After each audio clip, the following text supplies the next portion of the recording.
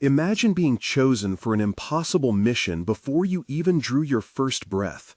Imagine a life in which courage is not optional, but becomes a demand pressed into your skin like a brand, where the voice of the Most High names you in secret and calls you to stand alone in the marketplace and declare what everyone else prefers to forget.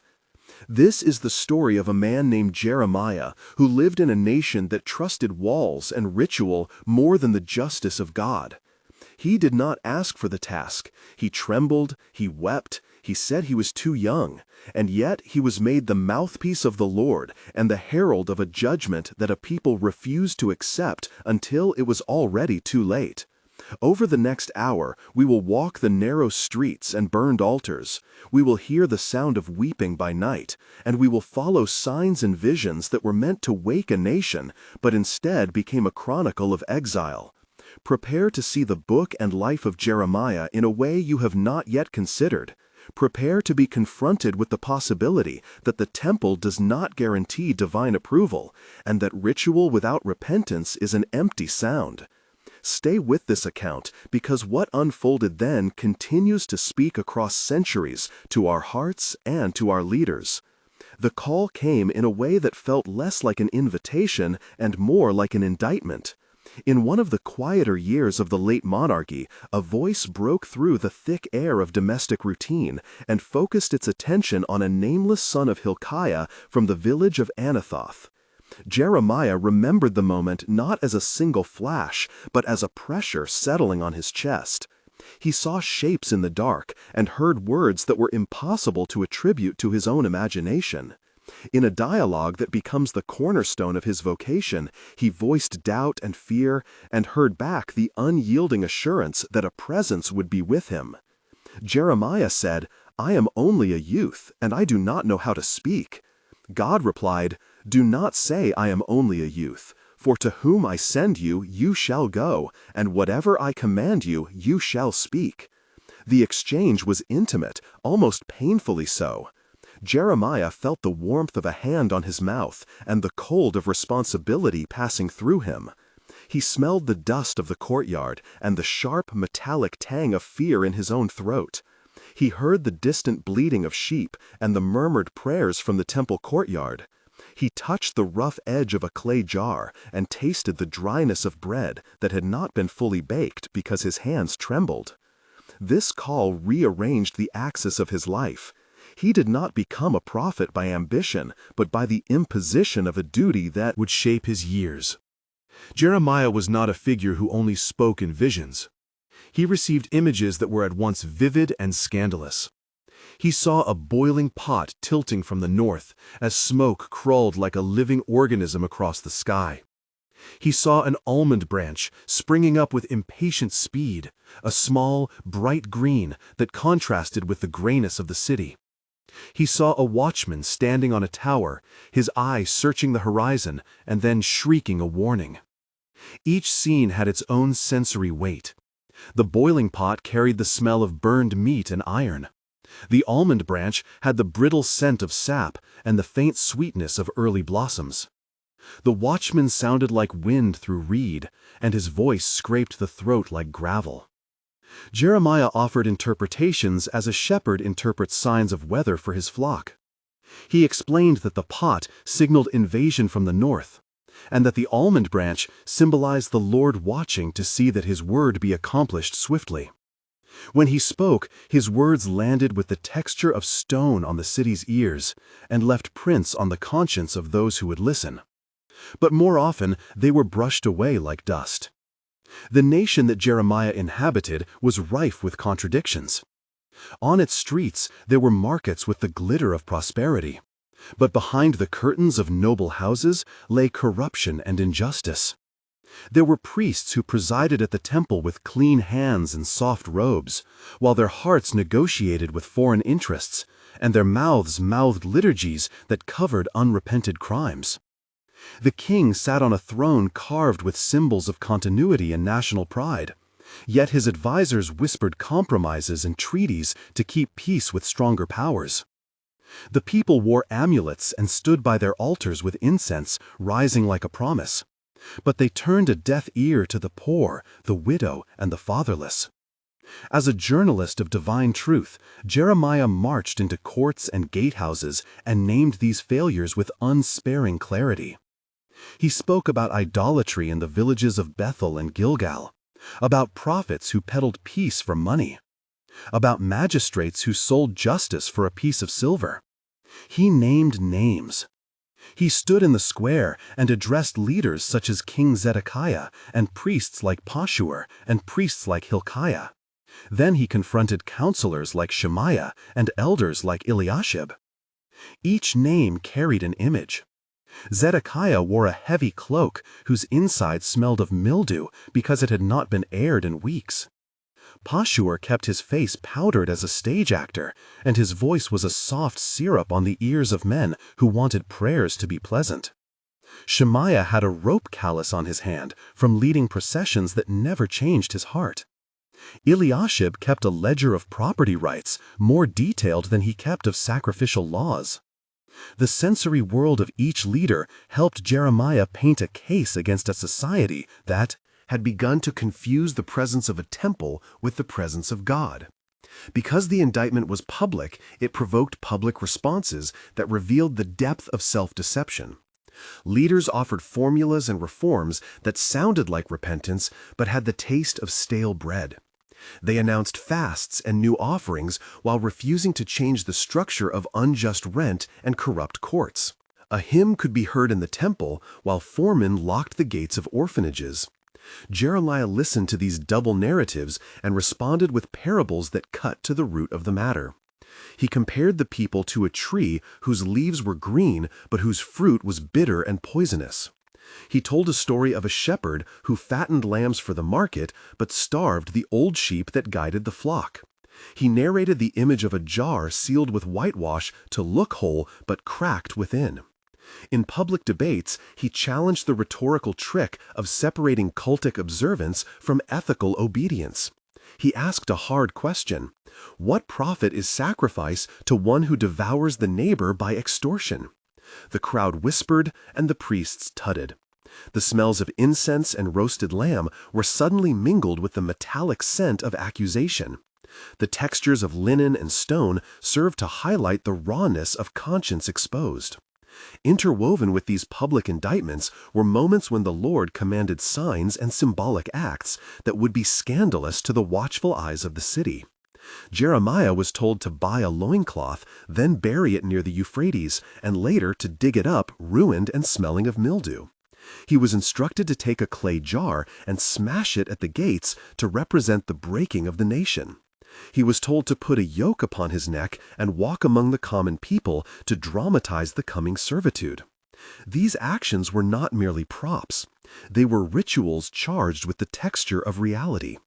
The cloth smelled like sweat and river mud when buried, and later like rot when dug up. The clay jar tasted of the dust that filled it and left a fine grit on fingers after it shattered. The yoke was rough against his skin and made a rhythm of small protests with every step. In crowds, the acts created an immediate physical reaction. Some people turned away with fingers at their noses. Others pressed forward and asked if the prophet had lost his mind. A few, usually the poor and the dispossessed, stepped closer and touched the rough fibers of the yoke as if to test whether it might fit them too. The sign acts were meant to be both accusation and invitation, to force the senses to reckon with truth beyond words. The environmental reality of the prophetic oracle often matched the images he declared. The years when Jeremiah prophesied were not all sunlit and prosperous. Times of drought left the soil cracked like the plates of pottery his hands sometimes held. Wells that once made music with water now coughed out dust. Shepherds reported their lambs born thin and their goats with ribs showing like wooden ribs of a ship left ashore.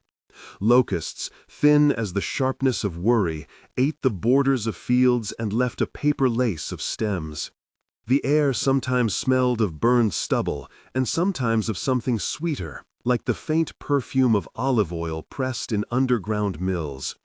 In the market, the taste of bread was leaner. In the night, the breeze that came through alleyways carried the scents of figs slowly decaying in the sun. Jeremiah wrote prayers in which he cried out to the Lord with the voice of one who has seen a garden turn to ash. He called the nation to lamentation and to a communal return. He taught the people how to pray a prayer that admitted guilt and sought mercy. Those prayers had a low texture. They were not dressed in liturgical language, but used the vocabulary of confession and the quiet sounds of a community trying to breathe again in hope. Not everyone received Jeremiah in silence. Factions arose. Some old friends turned into mild enemies. Others became fierce antagonists. Among the named adversaries were a priest named Pashur, who used the machinery of the temple to try to silence him; a false prophet named Hananiah, who announced a different, more comforting message; a royal advisor named Shelemiah, who argued for political compromise at any cost; and a governor named Gedaliah, who was more interested in tax collection than in justice. There were also faithful companions who stood near him, like Baruch the scribe, who copied messages with careful hand; like Ebed-melech the eunuch, who rescued the prophet from a cistern; like Josiah the younger teacher, who tried to keep hope alive in the schools; like Rahab a widow, who offered a loaf of bread and a room; and like Tamar the potter, who provided clay for symbolic jars. Each of these characters performed concrete actions.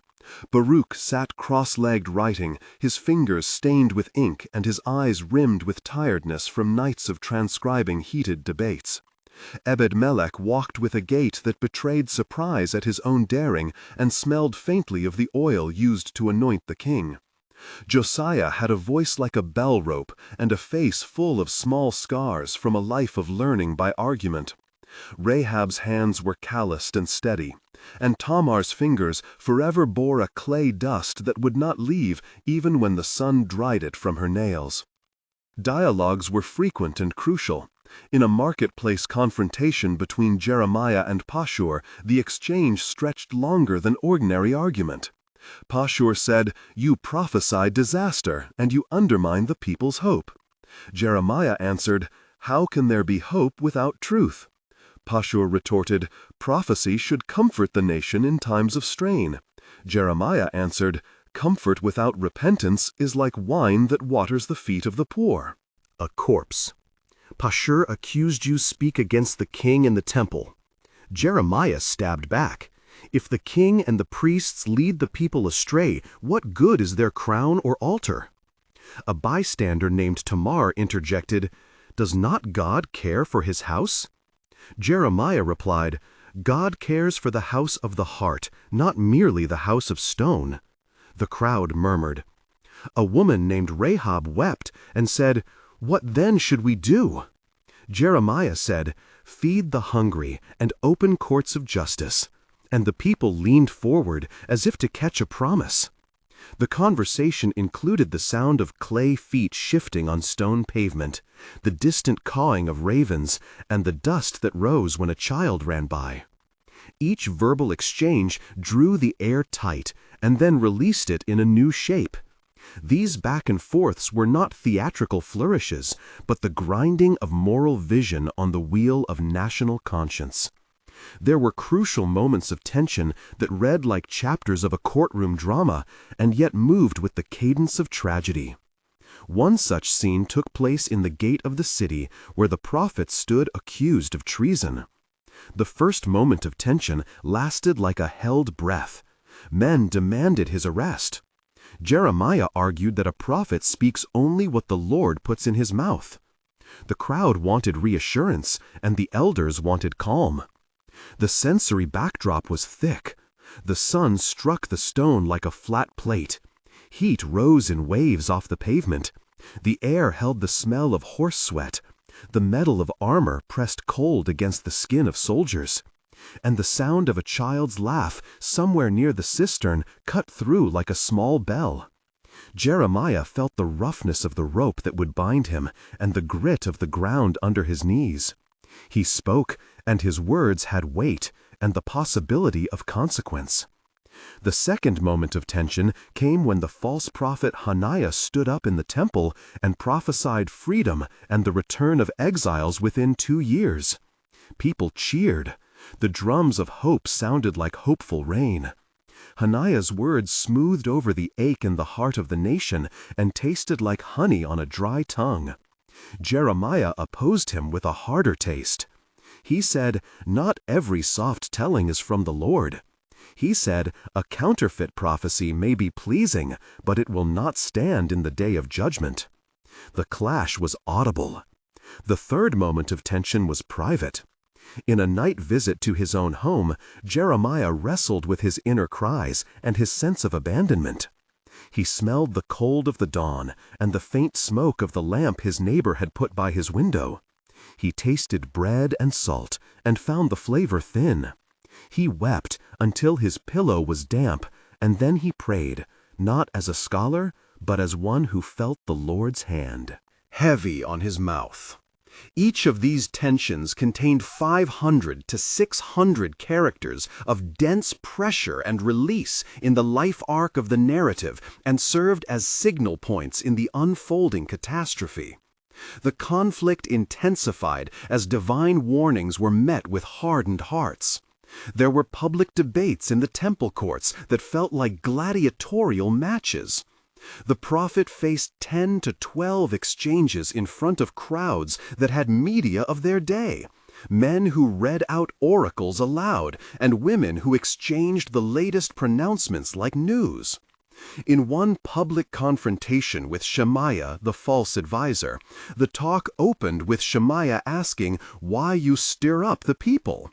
Jeremiah answered, "Because the Lord commands me to call the nation to account." Shemaiah sneered, "You bring shame on us before the nations." Jeremiah replied, "Shame comes from sin, not from truth." The exchanges multiplied, each voice trying to refashion reality. The specificity of the conversation was crucial. There were references to specific altars and names of places to show that this was not merely grand rhetoric, but a granular indictment. The soundscape held the clink of coins, the rustle of robes, the cough of elders, and a persistent background of the temple harp. The physical sensations remained: the scrape of stone under knee, the heat of the day rising like an accusation, and the dry, dusty air that filled every throat. These chaotic assemblies made the prophet visible and vulnerable, and made his message impossible to ignore, even when it was denied. Despite the noise of opposition, there were also remarkable acts of rescue and kindness that revealed how divine fidelity could appear in human names. Ebed-Melech the Ethiopian came to the cistern where Jeremiah was cast and bargained with the king's officers to take ropes and pull him out. The man smelled faintly of camel hair, and his hands were large and sure. He lowered his body into darkness and felt the slick of sludge mud against his skin. Baruch sat with ink and parchment and became a patient memory for the words that could not be trusted to be remembered by the crowd. He hummed quietly to steady himself as he wrote. Rahab brought bread and a jar of olive oil and told Jeremiah, "Keep going, for some among us will hear." Each of these acts had a sensory immediacy. The rope bit into fingers. The smell of oil cut through the stench of the cistern. The scrape of parchment and the scratch of reed pen were the fragile instruments of preservation. These neighbors make a counterpoint to the larger civic betrayal and emphasize that the narrative is complex. It is never simply the story of a prophet and a people, but a tapestry of small fidelities amid large failure. At approximately the point where the nation's indictment reaches its full rhetorical weight, we pause to engage you directly, because this part of the account tends to stir both indignation and compassion. If what you have heard so far touched you, you are not alone. Many who encounter these scenes find themselves split between feeling sorrow for the oppressed and anger at those who would silence truth. I want to ask you a specific question to aid the conversation. Which line from this narrative unsettled you most? The accusation against leaders, the scandal of a symbolic act, or the quiet cry of lament from those who could do nothing but weep? Type your reply in the comments beginning with the sentence, "The thing that shocked me was," so that others can see and we can gather reflections. Sharing your reaction helps others notice angles they might have missed and brings us closer to a communal reading that learns from pain. Your voice matters because these stories are not simply histories to be observed, but mirrors that demand response.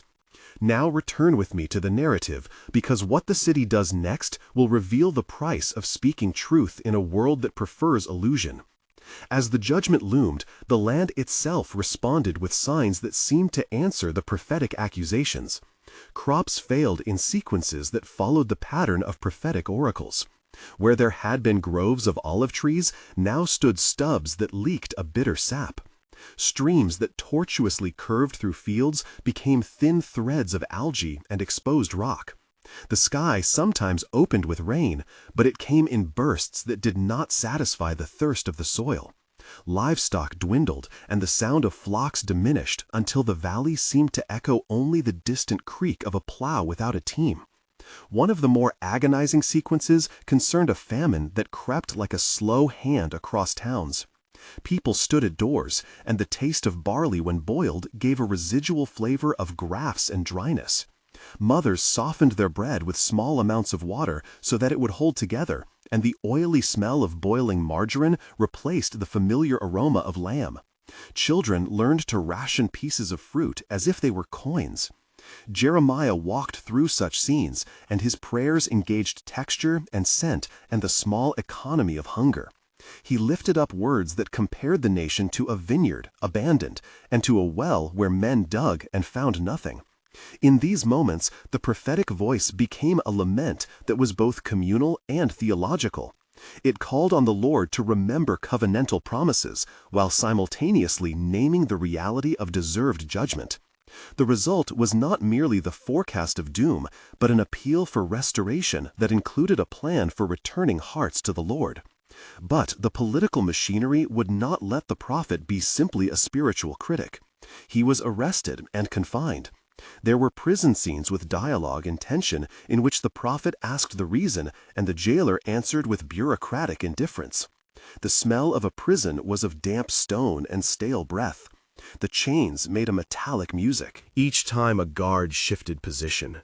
The prophet felt the narrowness of the cell press against his ribs and the smallness of the sky when he peered through the opening. There was an episode in which he was placed in a muddy cistern and left to the elements. The darkness pressed on him like a heavy cloak, and the cold moisture seeped into bones that had been wearied by decades of proclamation. When Jeremiah called out to the Lord, his voice rebounded and came back altered by despair and hope entwined. He called out, "Why have you made me a mockery among my neighbors?" In reply, the Lord reminded him that his words would yet find a remnant, and that faithfulness would be accounted in the architecture of salvation. The sensory details in these scenes matter because they make the cost visible. The grit of dust on the tongue, the sting of sweat drying into salt on skin, the small sound of a drop of water land on stone. They are not decorations, but the language through which suffering is made intelligible. The confrontations with false prophets were among the most dramatic public spectacles. The exchanges were charged with crowd noise and rhetorical display. At one assembly, Hananiah, the false prophet, stood and prophesied peace and a speedy end to the banishments, while Jeremiah stood like a contradicting weather vane and responded with the slower voice of warning. The crowd swayed between relief and fear. Shechem, a merchant named in the assembly, whispered that perhaps he had been too anxious, and a woman named Miriam folded her arms and declared, at last, good news. Jeremiah replied to the applause with hard imagery and a final word that pierced the celebration like a winter wind. He said, "I did not prophesy this lightness, and that prophecy has consequences."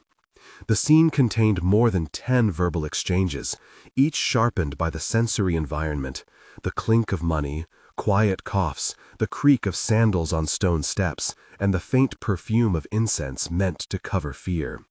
Such debates exposed the danger of comfort in the place of truth and highlighted the social cost of faithfulness. There were procedural technicalities that also feature in the narrative and must be described with accuracy to make the sequence credible. When Jeremiah sent letters to the exiles in Babylon, he did so with specific logistical steps. He dictated content to Baruch, who then prepared multiple papyrus scrolls in a room salted with the smell of glue and ink. They dried the copies in the shade to prevent the brittle curls that heat would produce. A courier named Jehud transported the scrolls and had to navigate toll roads, paying small fees at each checkpoint and covering his mouth with a scarf when the dust rose. The letters were sealed with clay and impressed with a signet to certify authenticity. Upon delivery, the recipient would read aloud in the public square and then store the scroll in a menorah. Chest lined with cedar shavings to protect against humidity and beetles. Each of these steps had procedural detail that could be verified by the kinds of methods known to historians: the materials of papyrus, the presence of signet seals, and the physical constraints of overland travel. These technical descriptions are not only plausible, they anchor the prophetic pronouncements in a world of movement and trade. The personal narrative of Jeremiah needs a fuller backstory to make sense of his persistent grief and resilience. He was born into a priestly family in a small village near the capital, trained in the rhythms of ritual and song, yet sensitive to the cries of neighbors whose lives lacked justice. As a child, he learned the weight of Scripture by memorizing law and lament in afternoons spent with his father. He watched his mother tend a garden and learned to see the cycle of soil and seed and how neglect of the small could lead to ruin of the large. His adolescence was marked by a tension between interior devotion and social anger. He carried the memory of one neighbor, an old widow named Huldah, who was cheated by men who claimed legal authority. The wound of that memory settled into his imagination and formed a kernel of indignation toward any system that protected wealth at the expense of the vulnerable. When he received the call, it landed on a soul already formed in both liturgical practice and social awareness. He was not naive, but he was also not cynical. There was an interior tenderness that made his tears particularly sharp when he saw children go hungry. His life story was the story of someone whose covenantal knowledge and moral outrage combined to create an instrument of prophetic clarity. This backstory expands about 900 characters and shows the soil from which his prophetic voice grew. The opposing authority likewise has a backstory that must be credible and humanized. Pashur the priest grew up in a family that had long benefited from stability and from being close to power. He learned early that ritual order secures social place and that the temple can be used to shape public perception. He saw the sacrifices as a way to unite rather than to convict. When small prophetic outbursts threatened to unsettle the carefully managed city, he learned to turn his influence into a strategy to quiet those who endangered peace. He was not wicked in cartoonish terms, but rather pragmatic. He believed that too much upheaval would invite foreign intervention, and that a certain amount of compromise was necessary to preserve the institution. He feared disorder more than he feared sin. He would later come to regret some of his choices, but at the time he favored order because order preserved families and possessions. This backstory of about 700 characters makes the antagonism rooted in a particular type of conservative anxiety rather than simple malice. As judgment approached, the nation experienced concrete political collapse. In a series of events chronicled in letters and registers, the king was overthrown and the city fell into siege. The sensory mapping of these days reads like the slow dismantling of a household. Arrows rattled like wind through reeds. The smell of burning wood rose from houses gutted by small fires lit by looters. The taste of fear was metallic, a tang that made mouths dry. The markets emptied, and the sound of commerce was replaced by the shouts of soldiers and the soft whimper of those who had nowhere to go. The temple itself was looted, and its golden utensils carried away. When the trumpets sounded for surrender, the notes were thin, like the breaking of a fragile reed. People who had prayed at the altar for decades found themselves carrying pots on their shoulders as they walked to exile. The narrative recounts letters sent as the last days of the city unfolded, instructions for captives to plant gardens and seek the welfare of the place of exile because there hope would survive. This sequence demonstrates that the fall was not sudden, but a culmination of choices and warnings ignored. From the wreckage, a new theological horizon appeared, a promise of restoration that did not negate judgment but reframed it in covenantal terms. Jeremiah spoke about a new covenant written not on stone but on hearts. He told of a covenant in which the law would be internalized and mercy and justice would be practiced not for show but from the depth of the soul. These words carried a deep pastoral tone and a future focus. He imagined a remnant who would remember the pain and yet rebuild with new priorities. He spoke of a shepherd who would gather the scattered sheep and of a fountain of living water springing up in a dry land. The language was both prophetic and pastoral and gave those who had ears a reason to keep living into faithful futures. The epilogue of this account must be given in 3 temporal snapshots so we can see consequences and the slow work of restoration. 1 month later, life in the city was raw. Streets were littered with debris and the smell of smoke lingered in breath and clothing. Many families were trying to account for lost members and property, and small acts of kindness became the currency of survival. A group of women led by Rahab organized soup circles to provide hot food for those who had none. The son of a merchant named Jonathan took down his banner and replaced it with a community sign inviting those who had no roof to come and share space. In the synagogues, small committees began to read Jeremiah in new ways and to ask whether the temple had been a mirror instead of a ladder. There was grief and there was a tentative recognition that a different way of living might be necessary. 3 months later, some reorganization had begun. Gardens planted in exile had produced vines. Small green shoots and the taste of fresh herbs and soup revived something like hope. Ebed-Melech found work in the administrative offices of the host country and used his position to advocate for the safety of deported families. Baruch continued to copy and preserve words that would become lifelines for the future community. In these months, the sound of children playing gradually returned to a few yards that had been cleared, and a remnant begun to form. The theological conversations shifted from despair to reconstruction, and the new covenant language moved from theory to practice as people tried to live mercy in the life of daily decisions. 6 months later, the shape of a renewed memory was taking form. The exiles had begun to gather their musical instruments and to compose songs that combined lament with hope. They planted olive trees as an act of faith for seasons they might not live to see. They started schools that taught neighborliness as much as law. The community of the remnant had a new vocabulary. Justice would be practiced as a discipline, and worship would be linked to action. A small council of elders wrote letters for the next generation, reminding them of the prophet who had cried for a nation and instructing them never to place trust solely in building, but to trust in the one who makes and judges covenants. These 6-month snapshots total about 2,300 characters and show the arc from immediate survival to structural change and hope born in the soil of memory. As we bring this narrative to a close, we must not leave it only in the past. The confession of Jeremiah, the lament that sounded in marketplaces and courts, continues to speak. He cried and was scoffed at. He was jailed and rescued. He pronounced judgment and also tenderly offered a vision of restoration. The theological synthesis is stark and compact.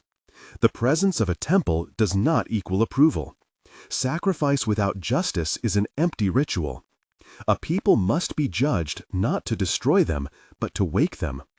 In practical application, this means communities today must prioritize justice for the vulnerable, examine the routines that mask complacency, and allow prophetic critique to have a seat at the council table.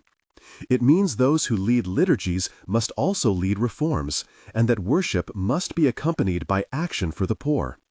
The cost of ignoring such voices is high. Historically, Israel learned this through exile. The hope that followed demonstrates that judgment and mercy are woven together in the fabric of divine fidelity. If this story has stirred questions, write in the comments the line that touched you most, starting with, "The thing that shocked me was," and subscribe to explore more accounts that confront history and heart. Thank you for listening, and may the courage of faithful speech and the tenderness of repentance dwell among us.